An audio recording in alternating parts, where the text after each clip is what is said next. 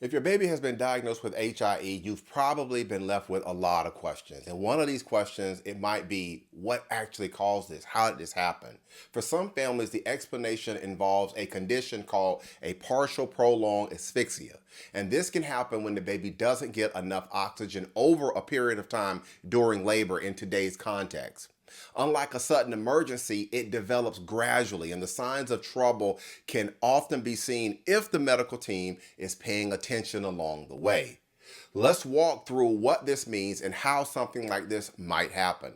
Understanding these types of details is an important step in finding the answers that you might be looking for.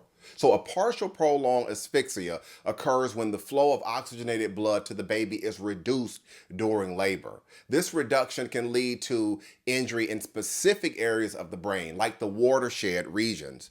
These are particularly vulnerable areas because they're at the edges of where blood vessels supply oxygen in the brain. So, what could cause this drop in oxygen? There are several possibilities. So, for instance, if the mother has high blood pressure, such as with something like preeclampsia, this can reduce how well the placenta works to deliver oxygen and nutrients to the baby.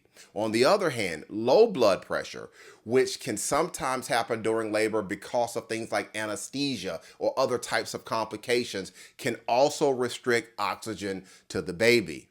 Amniotic fluid levels can also play a role. Too little fluid may allow the umbilical cord to become compressed, cutting off the blood flow to the baby.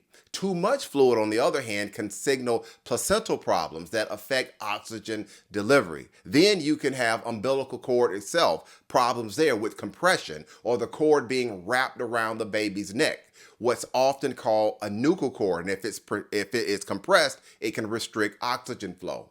Labor issues are another factor. Strong and frequent contractions, sometimes caused by medications like Pitocin, can limit the oxygen to a baby during contractions, between contractions. If labor goes on for too long or doesn't progress as it should, the baby can remain under stress for an extended period of time, increasing the risk of these types of injuries.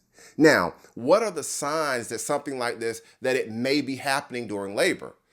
Like I said, during labor, fetal monitoring is a key tool. Patterns like decelerations in the baby's heart rate can signal distress. In more severe cases, there may even be a sentinel event like a uterine rupture or a placental abruption, which immediately compromises the oxygen supply.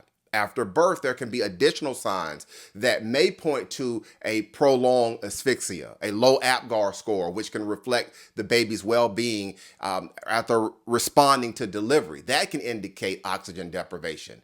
Babies who need significant resuscitation efforts or immediate help to breathe are another clue as to early neurological symptoms like seizures. When these types of signs appear, the medical team is expected to act quickly.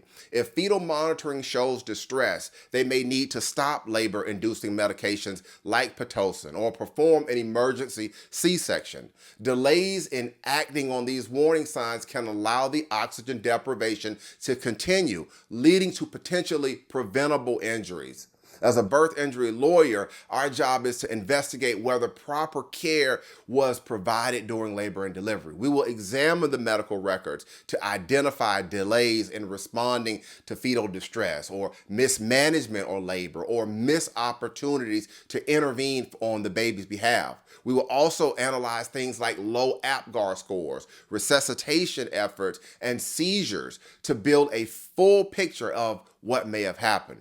At the same time, it's important to acknowledge that not all cases of HIE are going to be due to medical errors. In some instances, genetics or developmental issues, they may play a role and they may be involved with no fault of anyone. But when medical mistakes, when they contribute to your baby's HIE brain injury, families deserve to know the truth about what may have happened during labor and delivery.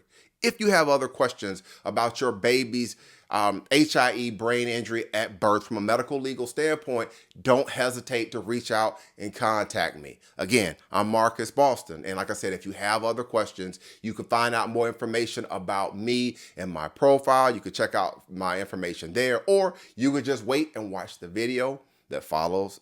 Watch the picture that follows this video. All right, that's going to be it for today's quick educational video. Have a great day, everybody.